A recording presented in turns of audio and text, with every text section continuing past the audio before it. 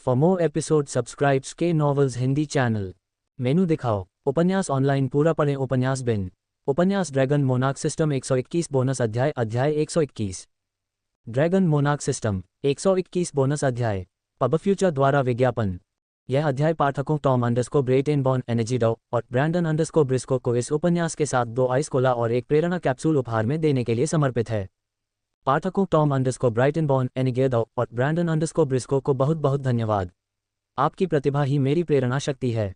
योजक चिन्ह। युवा स्वामी की अनुपस्थिति में कुछ भी बड़ा नहीं हुआ। शायद 1 या 2 अपवाद हों।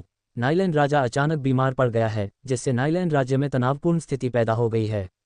फिर भी राज्य के अगले शासक का फैसला अभी तक नहीं हुआ है। नाइलैंड राज्य के सभी राजकुमार अधिक राजनीतिक शक्ति प्राप्त करने के लिए अपनी पूरी कोशिश कर रहे हैं ताकि वे राजा बन सकें। वास्तव में सभी राजकुमारों ने गुप्त रूप से युवा स्वामी इस्तारिन राजा को राजनीतिक समर्थन मांगने के लिए पत्र भेजे हैं। तुमने पत्रों का क्या किया? आदित्य अपनी भौहें सिकुड़े बिना नहीं रह सका। पिछली बार जब उसने नाइलैंड राजा को देखा था तो बूढ़ा आदमी बहुत अच्छा और स्वस्थ दिख रहा था। ऐसा क्या हुआ होगा जिससे राजा बीमार पड़ गया? मैंने पत्र पढ़े। मैंने उत्तर दिया कि वर्तमान में महामहिम बंद दरवाजों के पीछे बैठकर काम कर रहे हैं। महामहिम ने किसी को भी उन्हें बाधित न करने के लिए कहा है। बहुत बढ़िया काम किया वॉटसन। हमें नाइलैंड किंगडम के मामले को बहुत सावधानी से निपटाना होगा। हमें याद रखना होगा कि हमारा हित किसी से भी पहले आता है। वॉटसन ने सहमति में सिर हिलाया। युवा मास्टर, क्या भविष्य में नाइलैंड किंगडम के साथ युद्ध शुरू करने की आपकी कोई योजना है? वॉटसन कभी अनुमान नहीं लगा सकता कि उसका राजा क्या सोच रहा है। उसके लिए आदित्य हमेशा अप्रत्याशित होता है। आदित्य ने तुरंत कोई जवाब नहीं दिया। वॉटसन चुपचाप आदित्य का पीछा करता रहा। लगभग 1 मिनट की चुप्पी के बाद आदित्य ने आखिरकार अपना मुंह खोला। अभी के लिए मैं इस सिंहासन उत्तराधिकार की लड़ाई में एक तटस्थ रुख अपनाऊंगा। हम उन्हें सहयोगी के रूप में मानते रहेंगे, लेकिन ये गठबंधन टूट सकता है अगर पुराने राजा का उत्तराधिकारी मूर्ख निकला। जब कोई नया शासक सिंहासन संभालता है तो नए सुधार, नए नियम और नई कराधान प्रणाली शुरू की जाती है। हो सकता है कि नया शासक पुराने राजा के दृष्टिकोण को साझा न करे। यही बात आदित्य को चिंतित करती है। अफवाह के अनुसार पुराने राजा के किसी भी बेटे में बुद्धिमान राजा बनने की योग्यता नहीं है। उसके बेटे या तो बहुत लालची हैं या फिर अपने क्षेत्र का विस्तार करने के लिए बहुत खूनी हैं। आदित्य को यकीन है कि जब कोई नया राजा सिंहासन संभालेगा तो 90% संभावना है कि नया राजा इस्तारिन साम्राज्य पर अपनी नज़रें गड़ा सकता है। अभी जबकि नाइलैंड साम्राज्य को इस क्षेत्र का सबसे मजबूत साम्राज्य माना जाता है, यह इस्तारिन साम्राज्य था जिसके नियंत्रण में सबसे बड़ी भूमि थी। भूमि जितनी बड़ी होगी उस भूमि में उतने ही अधिक संसाधन होंगे। भविष्य में ये गारंटी है कि इस्तारिन साम्राज्य नाइलैंड साम्राज्य से अधिक मजबूत हो जाएगा क्योंकि उनके पास बड़ी संख्या में संसाधन हैं। ऐसा कोई तरीका नहीं है जिससे नया राजा अपने पड़ोसी राज्यों में से किसी एक को अपने साम्राज्य से अधिक मजबूत बनने दे। दुर्भाग्य से मुझे नहीं लगता कि पुराने राजा के उत्तराधिकारी पुराने राजा के दृष्टिकोण का पालन करेंगे। जबकि वर्तमान नाइलैंड राजा ने विशेष रूप से हमारी क्षमता जानने के बाद मेरे राज्य के साथ गठबंधन किया, उनके उत्तराधिकारी का उनके मामले पर एक अलग दृष्टिकोण हो सकता है। वर्तमान नाइलैंड राजा ने इस्तारिन साम्राज्य पर हमला क्यों नहीं किया? इसका कारण उनके राज्य में राजनीतिक अस्थिरता थी। एक और कारण ये था कि उसे इस क्षेत्र के उत्तरी किनारे पर स्थित शक्तिशाली साम्राज्य के खिलाफ लड़ने के लिए एक मजबूत सहयोगी की आवश्यकता थी। वह साम्राज्य महाद्वीप के पूर्वी क्षेत्र को उत्तरी क्षेत्र से जोड़ता था। महाराज, क्या हमें अपनी सीमाओं पर और अधिक सैनिक भेजने शुरू कर देने चाहिए? वॉटसन ने चिंतित होकर पूछा। नहीं, मुझे नहीं लगता कि अगले कुछ महीनों में कोई संघर्ष होगा। जब तक बूढ़ा राजा जीवित है मुझे नहीं लगता कि वह अपने उत्तराधिकारी को इस्तारिन साम्राज्य को नुकसान पहुंचाने के बारे में सोचने की भी अनुमति देगा। लेकिन जब बूढ़ा राजा मर जाएगा तो ये बदल सकता है। तो इस समय में हमें नाइलैंड साम्राज्य से मुकाबला करने के लिए अपनी सैन्य शक्ति बढ़ानी होगी। आदित्य को यकीन नहीं था कि नाइलैंड साम्राज्य में कितने चौथे क्रम के साधक थे। यह अफवाह थी कि नाइलैंड साम्राज्य में केवल एक ही चौथे क्रम का साधक था, लेकिन आदित्य को लगने लगा है कि यह अफवाह झूठी थी। आपके युवा मास्टर, क्या आप हमारे और अधिक सैनिकों को ड्रैगनियन में बदलने की योजना बना रहे हैं? वॉटसन को लगा कि यह सबसे तेज तरीका था जिससे वे अपनी सैन्य शक्ति बढ़ा सकते थे। पब फ्यूचर द्वारा विज्ञापन। मेरे पास कुछ योजनाएं हैं जो हमारी सैन्य शक्ति को तेजी से बढ़ाएंगी। वैसे क्या आप कृपया मेरे लिए कुछ खाने के लिए तैयार कर सकते हैं? मुझे भूख लगी है। वॉटसन ने मुस्कुराते हुए सिर हिलाया। ये सब तब शुरू हुआ जब एक रात आदित्य आया और उससे खाने के लिए पूछा। उस रात से सब कुछ अच्छे के लिए बदल रहा है। हालांकि वॉटसन को नहीं पता कि आदित्य में वास्तव में क्या बदलाव आया, लेकिन वह आदित्य के बदलावों से बहुत खुश था। महाराज, जब आप दूर थे तो हमें कुछ भ्रष्ट अधिकारियों को मारना था जो गुप्त रूप से पड़ोसी राज्यों में से एक को संवेदनशील जानकारी बेच रहे थे। मुझे ये स्वीकार करना होगा कि नाथन की हत्या कौशल शीर्ष स्तर की है। एक ही रात में वह सभी भ्रष्ट रईसों को मारने में कामयाब रहा। अच्छा काम, ये भी एक अच्छा उदाहरण होना चाहिए। जो कोई भी इस्तारिन साम्राज्य को धोखा देगा उसे मार दिया जाना चाहिए। आदित्य को उन लोगों पर कोई दया नहीं आई जिन्होंने उसे और उसके साम्राज्य को धोखा दिया। क्या आपके पास रिपोर्ट करने के लिए कुछ और भी है? आदित्य ने डाइनिंग टेबल पर बैठते हुए पूछा, जबकि वॉटसन ने आदित्य के लिए बचा हुआ खाना तैयार करना शुरू कर दिया। ड्रैगन किंग को इस बात की परवाह नहीं थी कि उसने क्या खाया। उसे बचा हुआ खाना खाने में कोई दिक्कत नहीं थी। मुझे नहीं पता कि यह महत्वपूर्ण है या नहीं, लेकिन हाल ही में नेपोका साम्राज्य के राजा ने घेराबंदी के हथियारों के एक नए बैच का आदेश दिया है। पहले तो मैंने भी यही माना कि नेपोका साम्राज्य युद्ध के लिए तैयार हो रहा है, लेकिन उन्होंने कहा कि इन घेराबंदी हथियारों का आदेश उनकी रक्षा बढ़ाने के लिए दिया गया था। आदित्य ने मुस्कुराते हुए ठंडे स्वर में पूछा, और तुमने उनकी बातों पर विश्वास कर लिया? युवा स्वामी, एक बच्चा भी जानता है कि वर्तमान में कौन सा राज्य अधिक शक्तिशाली है। इन 1.5 महीनों में हमारी सैन्य शक्ति लगभग 3 गुनी हो गई है। अगर राजा एथन हमारे खिलाफ युद्ध छेड़ने का फैसला करता है तो यह उसकी बहुत बड़ी मूर्खता होगी। मुझे नहीं लगता कि राजा एथन इतना मूर्ख है। वॉटसन, अगर उनके पास कुछ और तरह की योजनाएं हों तो क्या होगा? आदित्य की बातें सुनकर बटलर चुप हो गया। उसने और आदित्य ने एक दूसरे के चेहरे पर खामोशी की मुद्रा बना ली। मुझे लगता है कि हमें इस मामले पर गहराई से विचार करना होगा। वॉटसन ने भी सहमति में अपना सिर हिलाया। क्या कुछ और हुआ? आदित्य ने अपने लिए पानी का गिलास भरते हुए पूछा। खैर, हमारे कुछ सैनिकों ने हाई टाइड हार्बर सिटी के पास कुछ अजीब हरकतें देखी हैं। हमारे कुछ सैनिक घायल भी हुए हैं। मुझे ठीक से नहीं पता कि क्या हुआ क्योंकि मैंने अभी तक वहां कोई जांच नहीं भेजी है। ये घटना कल रात की है। चिंता मत करो, मैं व्यक्तिगत रूप से इस मामले को देखूंगा। दासों का क्या हुआ? आदित्य ने पूछा। मैंने उन्हें अभी महल में रहने को कहा है। मैं उन्हें 3 बार भोजन और गोलियां दे रहा हूं जिससे उनका कुपोषित शरीर फिर से स्वस्थ हो जाएगा। अच्छा, लियो और उसकी छोटी बहन के बारे में क्या?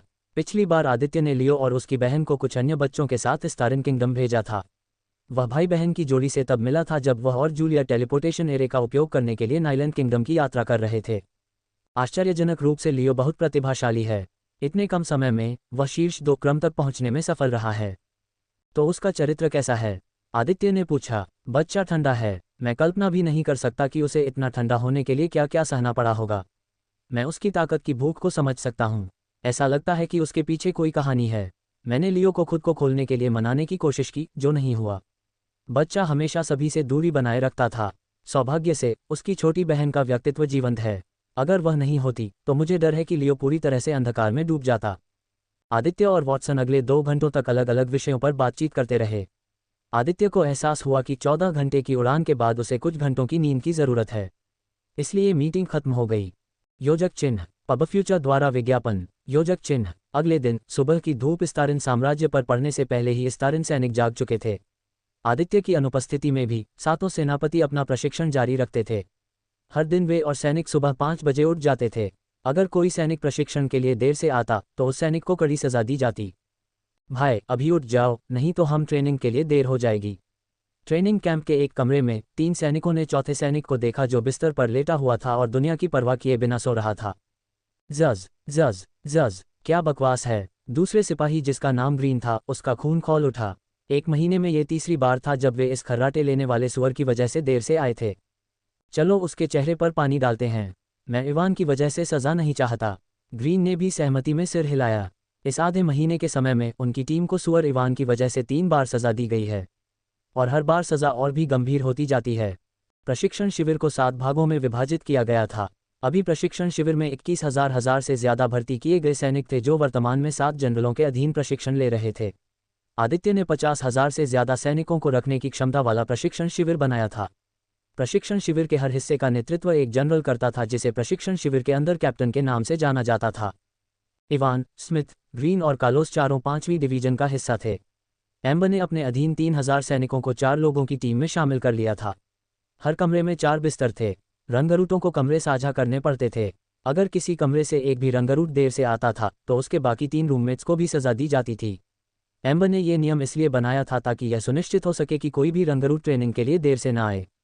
मुझे उसे जगाने दो। ग्रीन और स्मिथ रास्ते से हट गए ताकि तीसरा सैनिक कालोस इवान को जगा सके। कालोस को उसका खर्राटे लेता चेहरा देखकर गुस्सा आया। बिना किसी हिचकिचाहट के उसने अपनी दाहिनी मुट्ठी में मन को इकट्ठा किया और इवान के पेट पर मुक्का मारा। आह! 5वीं डिवीजन के सभी रंगरूटों ने एक दर्दनाक चीख सुनी। वे असमंजस की स्थिति में एक दूसरे की ओर देखने लगे। योजक चिन्ह। योजक चिन्ह। 5वीं डिवीजन के सभी 3000 रंगरूट एक कतार में खड़े थे। गोल्डन फॉक्स क्वीन एम्बर हमेशा की तरह 9 मिनट देरी से आई। जब एम्बर सभी रंगरूटों के सामने चली तो कई नरों ने मशहूर फॉक्स क्वीन को देखकर सांस रोक ली। 5वीं डिवीजन के लगभग सभी रंगरूट एम्बर पर फिदा थे, यहाँ तक कि दूसरे डिवीजनों के रंगरूट भी 5वीं डिवीजन की कैप्टन के प्यार में पड़ने से खुद को नहीं रोक पाए। एम्बर ने उन चेहरों को देखा जिन्हें वह पिछले 1.5 महीने से देख रही थी। अब तक वह उन सभी के चेहरे याद कर चुकी थी। क्या आज कोई देर से आया था? पूछते पूछते एम्बर की नज़र इवान पर पड़ी। इस महीने में उसने इस आदमी को 3 बार सज़ा दी थी। उसकी वजह से उसके रूममेट्स को भी सज़ा मिली थी। एम्बर के पीछे एक और लोमड़ी महिला खड़ी थी। ये लोमड़ी महिला 5वें डिवीजन की उपकप्तान थी। एम्बर ने अपनी जाति से किसी को उपकप्तान के रूप में चुना था। उसे परवाह नहीं थी कि उसे पक्षपाती होने के लिए आलोचना का सामना करना पड़ रहा था। उसका नाम एला था। एला के बाल नीले रंग के बॉब कट थे। हालांकि एला एम्बर जितनी सुंदर नहीं थी, लेकिन ट्रेनिंग कैंप में उसके भी काफ़ी प्रशंसक थे। पुरुष का ध्यान उसकी बड़ी उछलती हुई पहाड़ियों की ओर आकर्षित होता था जो हर बार उसके एक कदम चलने पर खिलखिलाती थीं। नहीं, आज एक देर से आया। एला की बातें सुनकर एम्बर को अपने दिल में थोड़ी राहत मिली। वह अपने सैनिकों से अनुशासन चाहती थी। अनुशासन किसी भी चीज़ से ज़्यादा महत्वपूर्ण था। ठीक है, चलो आज की ट्रेनिंग शुरू करते हैं। चलो गर्मजोशी से शुरू करते हैं। कैप्टन महामहिम ने आपकी उपस्थिति के लिए कहा है। योजक चिन्ह। वास्तव में उन सभी को बहुत बहुत धन्यवाद जो बहुमूल्य गोल्डन टिकट के साथ समर्थन भेजते हैं। मुझे उम्मीद है कि हम इसे जारी रख सकते हैं। पब फ्यूचर द्वारा विज्ञापन। संपर्क टॉस साइट मैप दान करें, मेनू दिखाओ। उपन्यास ऑनलाइन पूरा पढ़ें। उपन्यास बिन। उपन्यास ड्रैगन मोनार्क सिस्टम 122 अध्याय 122। Dragon monarch system 122C 122। Pub future द्वारा विज्ञापन। यह अध्याय पाठकों टॉम ब्रेटेनबॉर्न और ब्रैंडन ब्रिस्को को इस उपन्यास को प्रेरणा कैप्सूल और आइस कोला के साथ उपहार देने के लिए समर्पित है। पाठकों टॉम ब्राइटनबॉर्न और ब्रैंडन ब्रिस्को को बहुत बहुत धन्यवाद। आपकी प्रतिभा ही मेरी प्रेरणा शक्ति है। योजक चिन्ह। ठीक है, चलो आज की ट्रेनिंग शुरू करते हैं। चलो गर्मजोशी से शुरू करते हैं। कैप्टन महामहिम ने आपकी उपस्थिति के लिए कहा है। एम्बर इन शब्दों को सुनकर मुस्कुराए बिना नहीं रह सकी। इन 16 दिनों में एम्बर आदित्य से मिलना चाहती थी और उसे अपनी प्रगति दिखाना चाहती थी। ठीक है, मैं आ रहा हूँ। एला, तुम संभालो। योजक चिन्ह। योजक चिन्ह। दृश्य परिवर्तन अंडरस्कोर। महाराज, आपको वापस देखकर मुझे बेहद खुशी हुई। अभी आदित्य डाइनिंग टेबल पर बैठा था। वॉटसन उसके दाहिनी ओर बैठा था। नौकरानियों ने अपने राजा और सभी के लिए नाश्ता तैयार करना शुरू कर दिया है। टाइलर, नाथन, एलेनोर और हेनरी, मुझे ये देखकर खुशी हुई कि आप सभी शुरुआती तीसरे क्रम तक पहुंच गए हैं। ये सब महामहिम के ड्रैगन रक्त की बदौलत था। हमें इस स्तर तक पहुंचने में महीनों लग गए होंगे। जूलिया ने उनके लिए जो गोलियां बनाई थीं, उनके साथ भी उन्हें तीसरे क्रम तक पहुंचने में कम से कम 4 से 7 महीने लगे होंगे, शायद इससे भी ज़्यादा समय। टाइलर, मुझे धन्यवाद देने की कोई ज़रूरत नहीं है। आप सातों मेरे सेनापति हैं। भविष्य में आप में से प्रत्येक पर भारी जिम्मेदारियां होंगी। आप में से प्रत्येक को युद्ध के मैदान में सेनाओं का नेतृत्व करना होगा। मेरे सबसे भरोसेमंद अधीनस्थ के रूप में आप सभी इसके हकदार थे। सिर्फ टाइलर, नाथन, एलेनोर और हेनरी ही तीसरे क्रम तक नहीं पहुंचे थे, बल्कि जोश, एम्बर और स्कॉट भी शुरुआती तीसरे क्रम तक पहुंच गए थे। एम्बर की स्थिति थोड़ी खास है। अपने रॉयल फॉक्स वंश के कारण वह शारीरिक योद्धा और जादूगर पथों की खेती कर सकती है। योद्धा पथ में वह शुरुआती तीसरे क्रम तक पहुंच गई थी, जबकि जादूगर पथ में वह पीक 2 ऑर्डर से आगे निकल गई है। पब फ्यूचर द्वारा विज्ञापन। आदित्य विशेष था। ड्रैगन वंश होने के कारण उसे केवल एक ही मार्ग पर साधना करनी थी। उसके ड्रैगन वंश ने उसे 3 तत्व हेरफेर क्षमता, एक जादूगर क्षमता दी, जबकि उसके ड्रैगन शरीर ने उसके शारीरिक आंकड़ों को योद्धा साधकों से कहीं ऊपर रखा, जिनके पास आदित्य के समान ही साधना है। बस वहां खड़े मत रहो, बैठो और मेरे साथ नाश्ता करो। ये पहली बार नहीं था जब आदित्य ने उन्हें अपने साथ नाश्ता करने के लिए आमंत्रित किया था। सभी लोग कुर्सी लेकर बैठ गए। रिक्रूट की ट्रेनिंग कैसी चल रही है? आदित्य ने पूछा। महाराज, अगले आधे या 1 महीने में मेरे डिवीजन के सैनिक युद्ध के मैदान में उतरने के लिए तैयार हो जाएंगे। सभी रंगरूटों को जूलिया द्वारा बनाई गई विशेष गोलियां दी गईं। इन गोलियों की मदद से एक साधारण प्रतिभा वाला व्यक्ति भी सिर्फ 1.5 महीने में मध्य 1 क्रम तक पहुंच सकता है। 534 भर्तियों को छोड़कर मेरे 7वें डिवीजन में अन्य सभी भर्तियां शीर्ष 1 क्रम तक पहुंच गई हैं, जबकि कुछ प्रतिभाशाली भर्तियां हाल ही में 2 क्रम तक पहुंचने में सफल रही हैं। हेनरी ने अपनी प्रगति की रिपोर्ट महामहिम को देते हुए गर्व महसूस किया। अन्य डिवीजन कप्तानों के विपरीत ये कहना गलत होगा कि हेनरी का प्रशिक्षण कार्यक्रम सबसे क्रूर में से एक है। हर दिन वह अपने डिवीजन में भर्ती होने वाले लोगों को 10 घंटे तक प्रशिक्षण देता था। रात का खाना खाने के बाद वह उन्हें खेती में अतिरिक्त 5 घंटे बिताने के लिए मजबूर करता था। जबकि अन्य डिवीजनों के कप्तान नए भर्ती होने वाले लोगों को 10 घंटे की ट्रेनिंग के बाद आराम करने और जो कुछ भी वे करना चाहते थे करने की अनुमति देते थे। हेनरी ने उन्हें यह स्वतंत्रता नहीं दी। जब प्रशिक्षण की बात आती थी तो हेनरी से ज़्यादा सख्त कोई नहीं था। बहुत बढ़िया, लेकिन ध्यान रहे कि रंगरूटों पर बहुत ज़्यादा दबाव न डाला जाए। आखिरकार वे मशीन नहीं हैं, वे जीवित प्राणी हैं जिन्हें आराम की भी ज़रूरत होती है। हेनरी ने चुपचाप अपना सिर हिलाया। महामहिम के शब्दों से उसे एहसास हुआ कि वह अपने रंगरूटों के साथ बहुत सख्त रहा है। किसी से भी नहीं, मैं उन्हें हर शुक्रवार को आधे दिन का आराम दूंगा। जब भर्ती का प्रशिक्षण समाप्त हो जाता है तो वे प्रशिक्षण शिविर छोड़ने और एजियोर शहर में घूमने के लिए स्वतंत्र होते हैं। लेकिन एक निश्चित समय के बाद सभी भर्ती को वापस आना पड़ता है, अन्यथा उन्हें दंडित किया जाएगा। और प्रशिक्षण चरण के दौरान किसी भी भर्ती को शहर छोड़ने या खेती की गोलियां बाहर निकालने की अनुमति नहीं है। तुम्हारे बारे में क्या नाथन? इससे पहले आदित्य ने अधिकांश माजिनों को जो डिवीजन 3 में काम करने के इच्छुक थे नियुक्त कर दिया था। मेरे डिवीजन में 3000 भर्तियों में से सभी माजिन पहले से ही शुरुआती 2 ऑर्डर तक पहुंच चुके हैं, जबकि शेष 30% भर्तियों को अभी भी पीक 1 ऑर्डर तक पहुंचना बाकी है। माजिन को छोड़कर मेरे डिवीजन में कोई भी भर्ती मिशन लेने के लिए तैयार नहीं है। अन्य डिवीजनों की तुलना में हथियारे बनाने का प्रशिक्षण कहीं अधिक जटिल था, जबकि अन्य डिवीजन 2 से 3 महीने के भीतर अपना प्रशिक्षण पूरा कर सकते हैं। नाथन के डिवीजन में भर्ती होने के लिए कम से कम 6 महीने की आवश्यकता थी।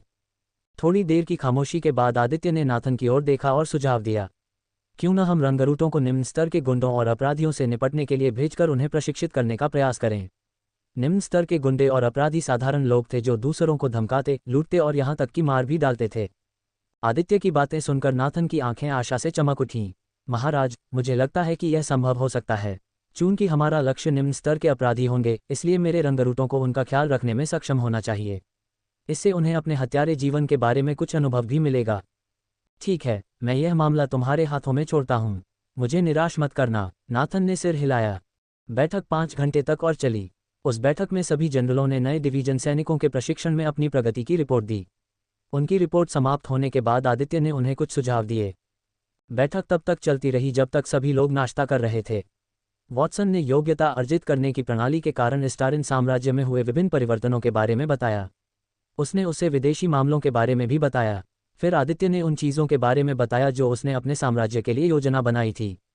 लंबी चर्चा के बाद सेनापति अपने अपने प्रशिक्षण शिविरों में वापस चले गए, लेकिन जाने से पहले आदित्य ने उनसे उन 700 गुलामों से गुलामों का कौला हटाने को कहा जिन्हें उसने पहले खरीदा था। गुलाम पूरी तरह से स्टारिन साम्राज्य के प्रति वफादार थे। आदित्य को इस बात की चिंता नहीं थी कि गुलाम भाग जाएंगे या उसे धोखा देंगे। पब फ्यूचर द्वारा विज्ञापन। योजक चिन्ह। इस समय वॉटसन और आदित्य महल के दूसरी ओर कुछ लोगों से मिलने गए हुए थे जिन्हें उन्होंने पिछले आधे महीने से नहीं देखा था। युवा मास्टर, क्या आप उन 500 मानव दासों को, जिनके हृदय में मैना की कमी है, ड्रैगनियन में बदलने की योजना बना रहे हैं? यही योजना है। मैं एक नया डिवीजन शुरू करने के बारे में भी सोच रहा हूं जिसमें केवल ड्रैगनियन होंगे। वॉटसन, टायलर, नाथन, हेनरी और एलेनोर को छोड़कर आदित्य के पास वर्तमान में 25 ड्रैगनियन थे जो गुप्त रूप से महल में प्रशिक्षण ले रहे थे। ड्रैगनियन के अस्तित्व के बारे में केवल जनरलों और कुछ और लोगों को ही पता था। वे सभी लोग ऐसे थे जिन पर आदित्य को अपनी जान का भरोसा था। वाटसन, अभी मैं एक दिव्य ड्रैगन हूँ। अभी मैं दुनिया को यह नहीं दिखा सकता कि मेरे पास एक दिव्य ड्रैगन है, अन्यथा मैं दुनिया भर के कई शक्तिशाली प्राणियों का ध्यान आकर्षित करूंगा। उत्तर पश्चिमी क्षेत्र में आदित्य की एक अलग पहचान थी। भले ही उसके दिव्य ड्रैगन रक्तरेखा जागरण ने किसी बड़े पावरहाउस का ध्यान आकर्षित किया हो, लेकिन वे जांच नहीं कर सकते और कीमिया की देवी के पति को नहीं ढूंढ सकते क्योंकि उसकी पहचान नकली थी। लेकिन अगर दुनिया को पता चलता है कि स्टारिन राजा के पास दिव्य ड्रैगन रक्तरेखा है तो ऐसा नहीं होगा। दिव्य ड्रैगन वाले भाग को भूल जाए। यदि लोगों को पता चल जाएगा कि देवी का पति स्टारिन साम्राज्य का राजा है, तो उत्तर पश्चिमी क्षेत्र के कई शक्तिशाली गुट उसके साम्राज्य को नष्ट करने की साजिश रचने में संकोच नहीं करेंगे। दिव्य ड्रैगन वंश को जगाने में कामयाब रहे ड्रैगन की पहचान बहुत संवेदनशील है। दिव्य ड्रैगन वंश होने का मतलब है कि आदित्य को 7वें क्रम या शायद उच्च क्रम तक पहुंचना तय था। दुनिया के शीर्ष पर खड़े सबसे शक्तिशाली गुट इस खबर को या तो खतरे के रूप में लेंगे या अवसर के रूप में। कुछ लोग इस अवसर का उपयोग भविष्य के 7वें क्रम के शक्तिशाली लोगों से दोस्ती करने के लिए करेंगे, ठीक वैसे ही जैसे इको डोमिनियन के सम्राट ने किया था। कुछ गुट जो खतरा महसूस कर रहे हैं, वे आदित्य को 7वें क्रम तक पहुंचने से पहले ही खत्म करना चाहेंगे। लेकिन युवा स्वामी, आपने अपना नाम नहीं बदला। अगर कोई आपको आपके नाम से ढूंढ ले तो क्या होगा? वॉटसन ने चिंतित होकर पूछा। देवी के पति और स्टारिन राजा का नाम एक ही था। क्या होगा अगर लोगों को पता चले कि दोनों एक ही व्यक्ति हैं? ऐसा नहीं होगा। इस महाद्वीप पर आपको हजारों पुरुष मिलेंगे जिनका नाम बिल्कुल मेरे जैसा ही है। ऐसा होने की संभावना बहुत कम है। इसके अलावा आदित्य हमेशा के लिए छिपने की योजना नहीं बना रहा था। जब तक उसका साम्राज्य 5वीं श्रेणी का पावरहाउस बनने में कामयाब हो जाता है, तब तक उसे चिंता करने की कोई बात नहीं है। ये देखते हुए कि उसका साम्राज्य कितनी तेजी से विकसित हो रहा था, स्टारिन साम्राज्य को 5वीं श्रेणी का पावरहाउस बनने में समय नहीं लगेगा। दस्तक दस्तक, अंदर आइए। आदित्य उस जानी पहचानी आवाज़ को सुनकर मुस्कुराए बिना न रह सका। क्लिक करें। दरवाजा खोलते ही आदित्य ने एक व्यक्ति को देखा जो बिल्कुल भी पहचाना नहीं जा सकता था। तुम बहुत बदल गए हो लियो। योजक चिन्ह। वास्तव में उन सभी को बहुत बहुत धन्यवाद जो बहुमूल्य गोल्डन टिकट के साथ समर्थन भेजते हैं। मुझे उम्मीद है कि हम इसे जारी रख सकते हैं। आज एक अध्याय अपलोड करने के लिए मैं क्षमा चाहता हूँ। मुझे कुछ ज़रूरी काम से बाहर जाना पड़ा। पब फ्यूचर द्वारा विज्ञापन। संपर्क टॉस साइट मैप दान करें, मेनू दिखाओ। उपन्यास ऑनलाइन पूरा पढ़ें। उपन्यास बिन। उपन्यास ड्रैगन मोनार्क सिस्टम 123 अध्याय 123। ड्रैगन मोनार्क सिस्टम 123 सी 123। पब फ्यूचर द्वारा विज्ञापन। लियो, तुम बदल गए हो। आदित्य ने देखा कि वह कमजोर और कुपोषित दिखने वाला लड़का, जिसे उसने अपने संरक्षण में लिया था, इतनी जल्दी बड़ा हो गया। वर्तमान का लियो अपने पिछले रूप जैसा बिल्कुल नहीं दिखता था। वह थोड़ा लंबा हो गया था। वह अब कुपोषित या दुबला पतला नहीं दिखता था। इसके बजाय उसके शरीर में मांसपेशियां विकसित होने के संकेत दिख रहे थे। हालांकि वह केवल 14 साल का था, लेकिन वह लगभग 16 या 17 साल का लग रहा था। महाराज, आपका फिर से स्वागत है। लियो अपने एक घुटने पर बैठ गया और अपने राजा का अभिवादन करने के लिए अपना सिर नीचे कर लिया। ड्रैगन वंश प्राप्त करने के बाद लियो ने खुद को पूरी तरह से आदित्य के अधीन कर लिया था और उसे अपना राजा मान लिया था। उठो, तुम्हारी छोटी बहन कहाँ है? आदित्य ने सोचा कि लियो की छोटी बहन लियो के पास होगी। लियो जवाब देने ही वाला था कि वॉटसन ने पहले ही जवाब दे दिया। महाराज, मैंने सभी बच्चों को स्कूल भेज दिया है। लियो की बहन भी अभी स्कूल जा रही है। अच्छा काम। लियो, तुम स्कूल क्यों नहीं जा रहे हो? आदित्य ने पूछा। जूलिया के माता पिता से मिलने जाने से पहले आदित्य ने पूरे स्टारिन साम्राज्य में पब्लिक स्कूल बनाने की योजना बनाने में कुछ दिन बिताए थे। 21वीं सदी से होने के नाते आदित्य को लगा कि हर नागरिक के पास लिखने और सीखने का हुनर होना चाहिए। सिर्फ लिखना और सीखना ही नहीं, बल्कि बुनियादी गणित और दूसरे बुनियादी विषय भी। इस दुनिया में स्कूल और शिक्षा सिर्फ अमीर और कुलीन लोगों के लिए आरक्षित थी। आदित्य इसे बदलना चाहते थे और एक ऐसी व्यवस्था बनाना चाहते थे जहां सभी को शिक्षा का समान अधिकार मिले।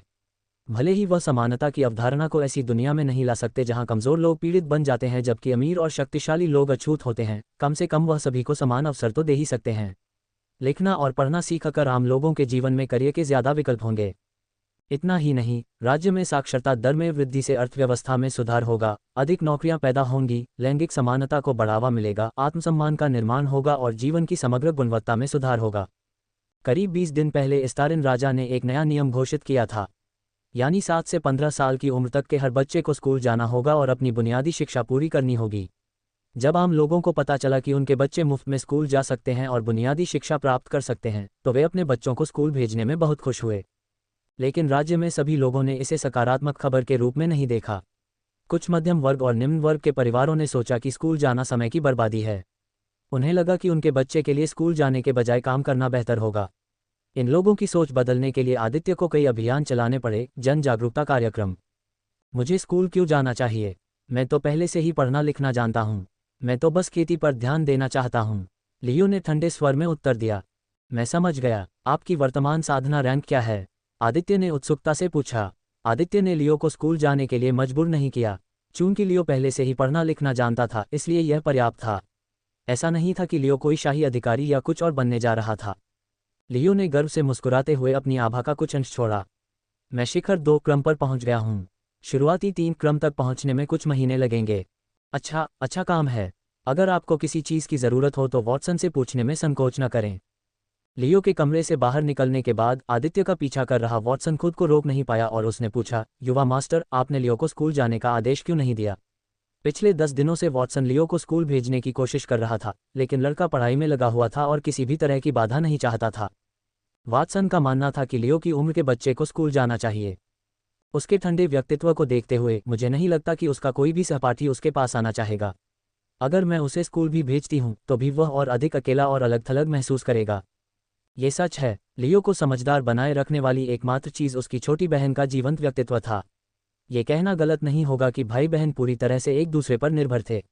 दोनों एक दूसरे के बिना नहीं रह सकते। लियो अपनी छोटी बहन की रक्षा के लिए मजबूत बनना चाहता था, जबकि उसकी बहन का प्यार ही उसकी प्रेरणा शक्ति के रूप में काम करता था। पब फ्यूचर द्वारा विज्ञापन। वाटसन, लियो एक ऐसा व्यक्ति है जिसकी आंखें प्रतिशोध की हैं। जब मैं उस दिन उससे मिला तो उसकी आंखों में ताकत की भूख थी। मुझे यकीन है कि वह ताकत के लिए शैतान को अपनी आत्मा देने से भी नहीं हिचकिचाएगा। योजक चिन्ह। योजक चिन्ह। महाराज, आप यहाँ क्या कर रहे हैं? इस समय आदित्य और वॉटसन एक बड़े गोलाकार कमरे में हैं। कमरा 20 मीटर से भी बड़ा था। कमरे का फर्श काले संगमरमर से बना था। दीवारों को सफ़ेद रंग से रंगा गया था। तुम मुझे फिर से महामहिम कह रहे हो। मैं क्षमा चाहता हूँ, लेकिन यह एक आदत बन गई है। मैं युवा मास्टर को महामहिम कहकर संबोधित करना पसंद करता हूँ। ड्रैगन राजा के रूप में युवा मास्टर महामहिम कहलाने के हकदार हैं। सांस। ठीक है, जैसा आप चाहते हैं वैसा करो। मैं एक व्यक्तिगत टेलीपोर्टेशन सरणी बनाने जा रहा हूँ। Teleportation array. मुझे मत बताओ। आदित्य ने वॉटसन की प्रतिक्रिया देखकर ठहाका लगाया। हाँ, अब मैं 3 स्टार रून मंत्र बना सकता हूँ। मैं 2 टेलीपोर्टेशन एरे बनाने जा रहा हूँ। एडम ने आदित्य को जो सामग्री दी थी वह 2 टेलीपोर्टेशन एरे बनाने के लिए पर्याप्त थी। महाराज, व्यक्तिगत टेलीपोर्टेशन सरणी से आपका क्या मतलब था? ये टेलीपोर्टेशन सरणी राजा और राजा के करीबी लोगों के लिए व्यक्तिगत होगी। मैं ये भी नहीं चाहता कि महल में रहने वाले लोगों के अलावा किसी और को इस टेलीपोर्टेशन सरणी के बारे में पता चले। इस व्यक्तिगत टेलीपोर्टेशन सरणी को बनाने का मुख्य कारण ये था कि वह जूलिया के लिए चीज़ों को आसान बनाना चाहता था। जाने से पहले आदित्य ने बूढ़े आदमी टोबियास को महल के अंदर एक समान टेलीपोर्टेशन सरणी बनाने के लिए मना लिया। भविष्य में आदित्य सभी स्टारिन शहरों में इसी तरह की टेलीपोर्टेशन सरणी बनाने की भी योजना बना रहा था। ये पूरे स्टारिन साम्राज्य को जोड़ेगा। एक दिन के भीतर आदित्य स्टारिन साम्राज्य में कहीं भी टेलीपोर्ट करने में सक्षम होगा। चलो शुरू करते हैं। चूंकि आदित्य पहली बार वास्तविक टेलीपोर्टेशन सरणी बना रहा था, इसलिए वह थोड़ा घबराया हुआ था। ये प्रशिक्षण नहीं था। एक छोटी सी गलती भी कोई विकल्प नहीं था। एक भी गलती टेलीपोर्टेशन सरणी को कार्यात्मक नहीं बना सकती थी। आदित्य ने गहरी सांस ली और कुछ कदम आगे बढ़ा, जबकि वॉटसन ने महाराज को ध्यान से देखा। लेकिन तभी कोई खबर लेकर आता है। पब फ्यूचर द्वारा विज्ञापन। महाराज, वॉटसन और आदित्य दोनों ने काले बालों वाली नौकरानी की ओर देखने के लिए अपना सिर घुमाया। क्या हुआ? क्या तुम नहीं देख सकती कि महाराज इस समय कोई बहुत महत्वपूर्ण काम कर रहे हैं? वॉटसन को नौकरानी पर थोड़ा गुस्सा आया। माफ़ी चाहता हूँ। नौकरानी ने जल्दी से अपना सिर झुका लिया। नौकरानी का शरीर डर से थोड़ा कांप उठा। उसने सुना था कि एक छोटी सी गलती भी उसकी जान ले सकती है। उसे डर था कि कहीं महाराज भी ऐसा ही न करने लगें। वॉटसन, गुस्सा होने की कोई ज़रूरत नहीं है। ऐसा नहीं है कि उसे पता था कि मैं क्या करने जा रहा हूँ। आदित्य की बात सुनकर नौकरानी ने राहत की सांस ली। वॉटसन ने आदित्य की ओर सिर हिलाया। बताओ क्या हुआ? वॉटसन ने सख्त लहजे में पूछा। मास्टर, गहरे समुद्र के व्यापारी के प्रमुख आपके दर्शन के लिए यहाँ हैं। उन्हें लिविंग रूम में ले आओ। उनसे कहो मैं 1 मिनट में वहाँ पहुँच जाऊँगी। नौकरानी ने बस अपना सिर झुकाया और जल्दी से कमरे से बाहर चली गई। क्या हुआ? आदित्य को इस गहरे समुद्र के व्यापारी समूह के बारे में जानने की उत्सुकता थी। उसने पहले कभी उसका नाम नहीं सुना था। यह कोई महत्वपूर्ण बात नहीं है। महामहिम के चले जाने के बाद स्टारिन राज्य में एक नया व्यापारी समूह आया। पहले तो मुझे गहरे समुद्र के व्यापारी समूह से कोई समस्या नहीं थी, लेकिन कुछ दिन पहले मैंने पाया कि गहरे समुद्र का व्यापारी दूसरे व्यापारी समूहों पर हमला करने के लिए सैनिकों का इस्तेमाल कर रहा था। इतना ही नहीं, गहरे समुद्र के व्यापारी समूह के पास 10,000 से ज़्यादा सैनिक थे, जो स्टारिन राज्य के कानूनों का भी उल्लंघन करता है। आदित्य ने अपने राज्य में नए कानून और सुधार किए थे। उनमें से एक कानून ये था कि एक व्यापारी समूह 5,000 से ज़्यादा सैनिक नहीं रख सकता। कानून में ये भी कहा गया था कि 2 व्यापारी समूहों के बीच लड़ाई सख्त वर्जित है। व्यापारी समूहों को अपने मामले अदालत में सुलझाने होंगे। इस युग और इस दुनिया में 2 बड़े व्यापारियों के बीच लड़ाई होना कोई असामान्य बात नहीं थी। लेकिन जब भी 2 बड़े व्यापारियों के बीच बड़ी लड़ाई होती थी, तो इसका खामियाजा लोगों को भी भुगतना पड़ता था। आदित्य चाहते थे कि व्यापारी अपनी समस्याओं को शांतिपूर्वक या राज दरबार के माध्यम से सुलझाएं। परिणामस्वरूप मैंने टाइलर को उनके कुछ सैनिकों को मारने के लिए भेजा था और उनके बाकी सैनिकों को पकड़ लिया था। मैंने हेड डीप मर्चेंट ग्रुप के प्रमुख को भी आदेश दिया था कि वे आकर उचित स्पष्टीकरण दें। डीप मर्चेंट ग्रुप जो कहने वाला था, उसके आधार पर मैं उन्हें बड़ा जुर्माना और कुछ दंड देने की योजना बना रहा था। तो फिर चलो, मैं ये जानने के लिए उत्सुक हूँ कि गहरे समुद्र के व्यापारी समूह को मेरे एक कानून को खुलेआम तोड़ने की हिम्मत कैसे हुई। वॉटसन और आदित्य गहरे समुद्र के व्यापारी समूह के प्रमुख से मिलने गए।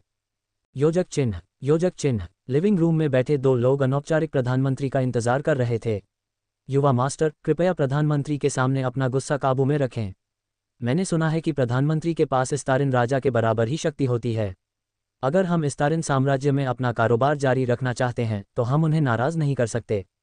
हन्फ, वह बूढ़ा आदमी तो बस एक अनौपचारिक प्रधानमंत्री है। मैं स्टारिन राजा से नहीं डरता, तो मुझे उस बूढ़े आदमी से क्यों डरना चाहिए? आज मैं स्टारिन साम्राज्य को भी गहरे समुद्र के व्यापारी समूह के साथ खिलवाड़ करने का नतीजा बता दूंगा। युवा मास्टर, कृपया ऐसा न करें। हम अपना मिशन पूरा करने के लिए यहाँ आए हैं। मुझे लगता है कि हमारी पहचान उजागर करना गलत होगा। हमारी पूरी योजना विफल हो सकती है।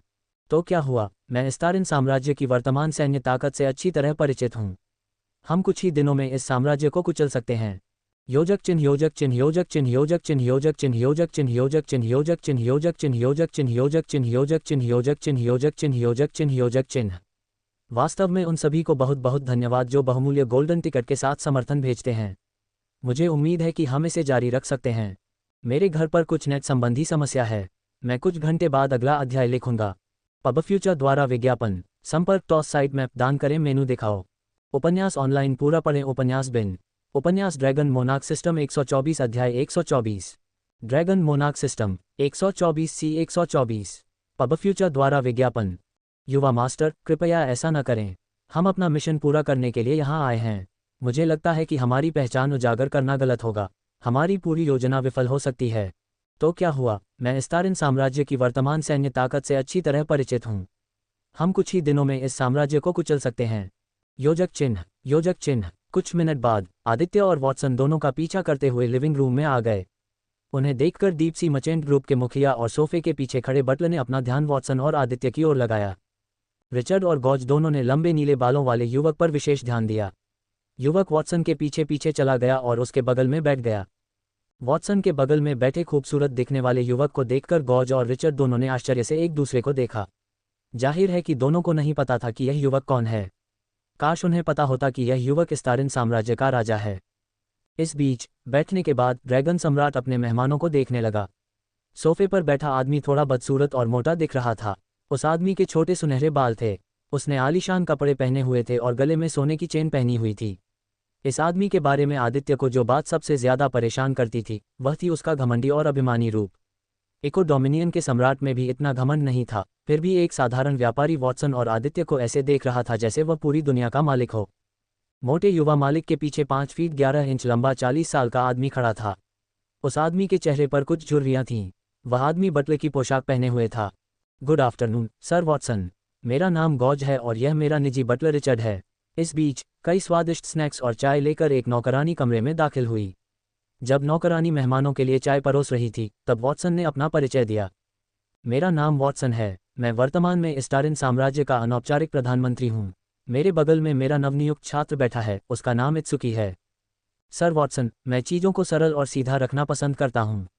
मेरे सैनिकों पर हमला क्यों किया गया और उन्हें हिरासत में क्यों लिया गया? हमने कोई अवैध गतिविधि नहीं की और न ही व्यापार करते समय किसी को अपमानित किया।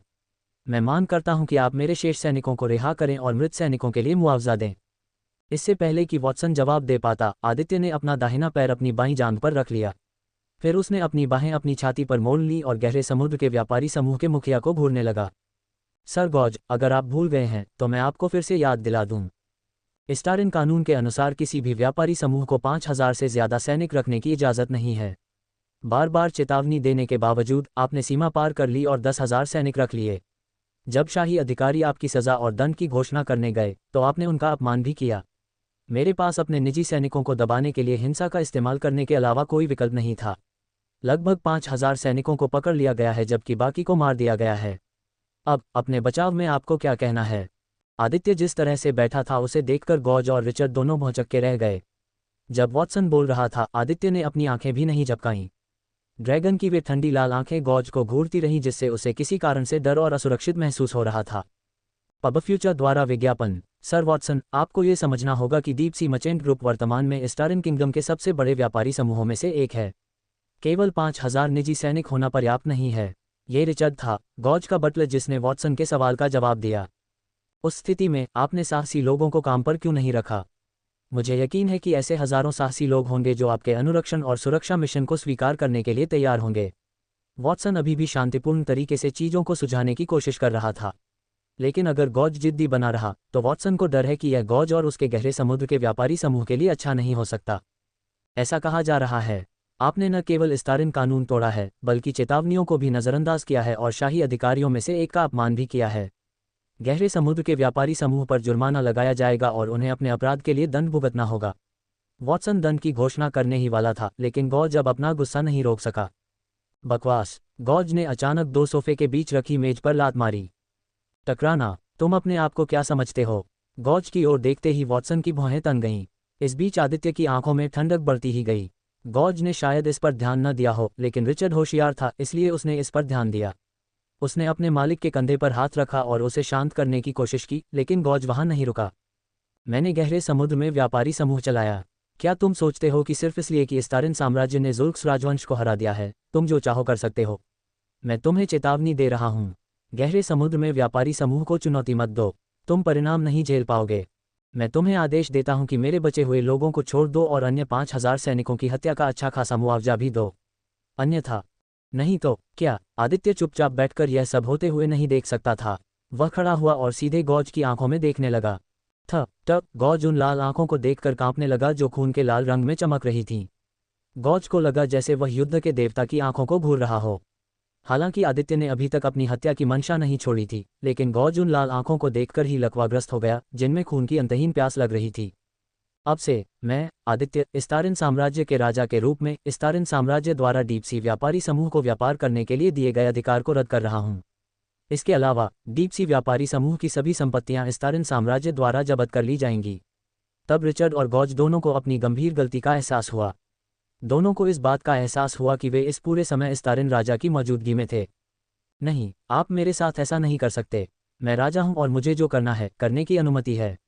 शाही अधिकारी और इस्तारिन राज्य के अनौपचारिक प्रधानमंत्री का अनादर करने की सजा के रूप में मैं घोषणा करता हूं कि आपको और गहरे समुद्र के व्यापारी समूह के लिए काम करने वाले प्रत्येक व्यक्ति को मौत की सजा दी जाएगी। गॉज के कुछ कहने की प्रतीक्षा किए बिना ही आदित्य ने अपना बायां पैर उठाया और गॉज की छाती पर लात मारी, जिससे वह लिविंग रूम के दूसरी ओर उड़ गया।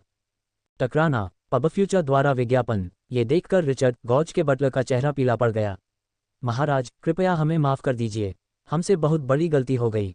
बहुत देर हो चुकी है। आदित्य ने अपनी लाल लौ को बुलाया और रिचर्ड के पूरे शरीर को जलाकर राख कर दिया। वॉटसन, हाँ महाराज, डीप सी मर्चेंट ग्रुप के सभी कर्मचारियों को पकड़ने का आदेश भेजो। उन्हें पकड़ने के बाद निर्दोष लोगों को छोड़ दो, बाकी को मार डालो।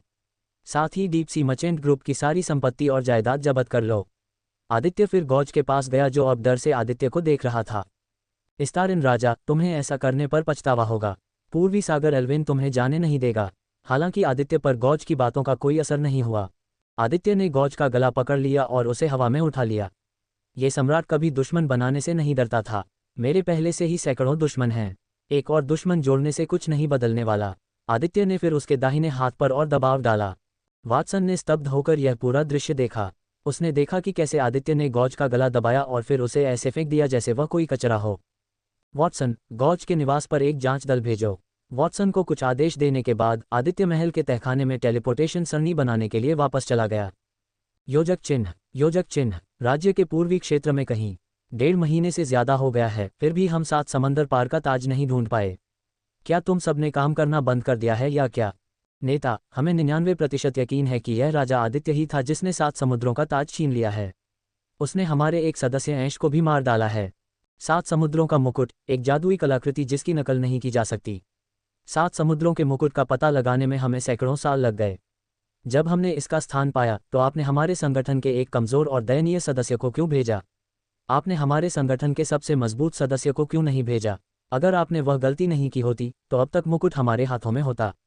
मैं क्षमा चाहता हूँ महाराज। मुझे खेद है, लेकिन इस संगठन में माफी से काम नहीं चलता। मैं परिणाम चाहता था। भले ही आपने एक कमजोर राजा को ताज अपने साथ ले जाने दिया, लेकिन मैंने आपको ताज वापस लेने का आदेश दिया था। आप लोग फिर भी असफल हो गए। असफलता ही एकमात्र ऐसी चीज है जो आप लोग करने में सक्षम हैं। नेता, हमने गुप्त रूप से महल के अंदर घुसकर मुकुट ढूंढने की कोशिश की है, लेकिन ऐसा लगता है कि मुकुट राजा आदित्य के पास है। तो फिर तुम लोग किस बात का इंतजार कर रहे हो? मेरा समय बर्बाद मत करो। जल्दी करो और मुझे 7 समुद्रों का मुकुट ला कर दो, वरना मुझे तुम सभी को मार डालने और शार्क को खिलाने में कोई आपत्ति नहीं है। चिंता मत करो महाराज, मैंने पिछले महीने योजना बनाने में समय बिताया है। मुझे पूरा विश्वास है कि मेरी योजना सफल होगी। बस मुझे 2 सप्ताह का समय और दीजिए। ठीक है, मैं आखिरी बार तुम पर भरोसा करूंगा। अगर तुम असफल हो गए तो बेहतर होगा कि तुम भाग जाओ, क्योंकि मैं तुम्हें इस दुनिया के अंत तक खोजूंगा। योजक